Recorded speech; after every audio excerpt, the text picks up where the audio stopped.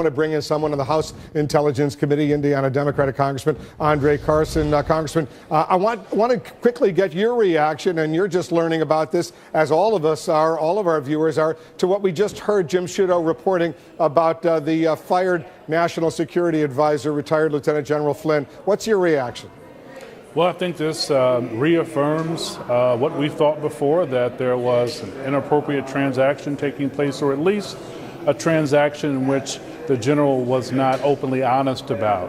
And I think with this regard, there are reporting requirements that he has to adhere to, which clearly come into question. Let's move on and talk about the President of the United States. He had some very interesting, he says he has some very interesting items, his words, that will be coming to the forefront over the next 2 weeks to back up his assertion about wiretapping and President Obama launching wiretapping on Trump Tower in New York City. He says he'd be submitting that new information. What do you know about this? Well, I think one thing about this president, he is certainly entertaining. He's a showman, and he's consistent. He has been consistent. I think it's unfortunate now that this red herring, this distraction technique, has been taking the American people away from the issues at hand. That is this administration's involvement with Russia, and that is perhaps the kind of agenda that hurts the American people. Under the Affordable Care Act, 20 million more Americans receive health care coverage, unprecedented. Until this day, we have the most insured people that we've ever had in history. Under the Republican plan, the Republican health care proposal, over 24 million Americans stand to lose health care. And I think that Mr. Trump's assertions against President Obama are simply a red herring technique.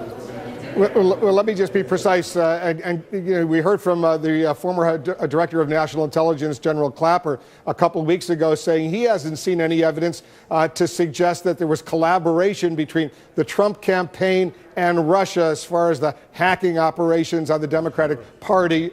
Have you seen any evidence at all, hard evidence, Congressman, and you're a member of the Intelligence Committee, to make that assertion?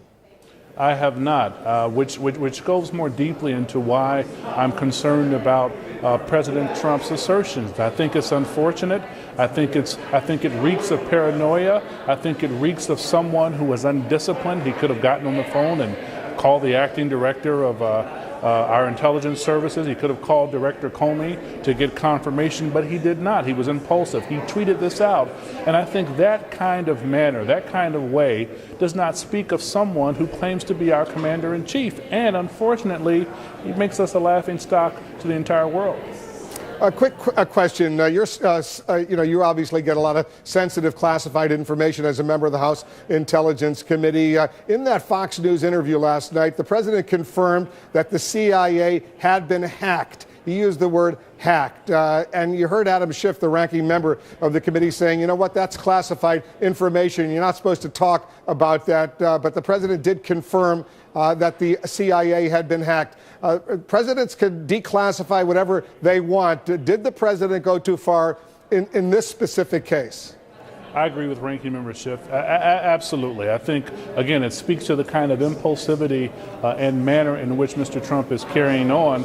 I think that Mr. Trump has proven himself to be temperamental, and I think I would encourage him, as well as his advisors, to reel him back some. I think we live in a very hostile time, at least globally, where disclosing this kind of information jeopardizes our national security, and it jeopardizes the men and women who work tirelessly around the clock to keep Americans safe. Let me get your reaction to these two federal judges who have now blocked the president's revised travel ban executive order. You've called it Muslim ban 2.0. The White House says this is an issue of national security. Not having this ban makes the U.S. Look weak. Is there any additional screening measure you would support? And what's your reaction to the latest judicial setback for the president on his travel ban? There isn't any circumstance under which I would support Muslim ban 1 nor 2. I commend the judges and the courts for pushing back, and I think what this says, it speaks to the vision of our founding fathers, who were in fact complicated, but set up three separate branches of government to act as a check and balance, and of course the press and media acting as the fourth estate. And so these kinds of actions are discriminatory, they're unconstitutional, they're unpatriotic, and they're certainly un-American. And very quickly, they point out the travel ban affects 6 Muslim-majority countries, but most of the Muslim world, including the largest Muslim countries, are not impacted. Your reaction to that? Well, I think in many ways, I think it undermines our effort. I think it exacerbates the sentiment of Islamophobia. I think it fuels the flames of an anti-immigrant sentiment. I have to remind people all the time that nearly 40% of our Fortune 500 companies in this country are headed by immigrants. And so to undermine the very foundation upon which this country has been built, immigrants, is to effectively dismantle America as we know it. And so what Mr. Trump is doing is he's hurting the relationships that we have, our national security partners, our international security partners, and he's fueling an anti-American agenda and a terrorist agenda by doing these very acts. Yeah, Steve Jobs' father was an immigrant from Syria.